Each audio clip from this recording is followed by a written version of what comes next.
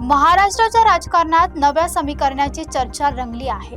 शरद पवार यांच्या राष्ट्रवादी काँग्रेसच्या महायुतीत प्रवेशाच्या शक्यतेमुळे सत्तेचं गणित बदलू शकतं.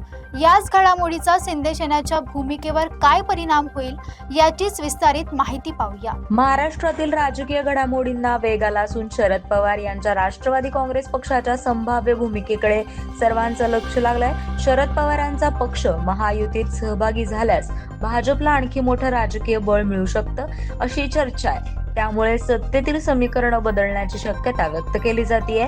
त्याचबरोबर महायुतीतील शिंदे सेनेचे राजकीय महत्त्व आणि वाटा यावरही परिणाम होऊ शकतो अशी राजकीय विश्लेषकांची भूमिका आहे. मात्र याबाबत कोणतीही अधिकृत घोषणा झालेली नसून सध्या सर्व स्तरांवर केवळ राजकीय चर्चा आणि शक्यता व्यक्त केल्या जात आहेत. आगामी काळात या घडामोडींमुळे महाराष्ट्राच्या राजकारणाला कोणतं नवं वळण मिळतं याकडे आता सर्वांचं लक्ष लागलंय.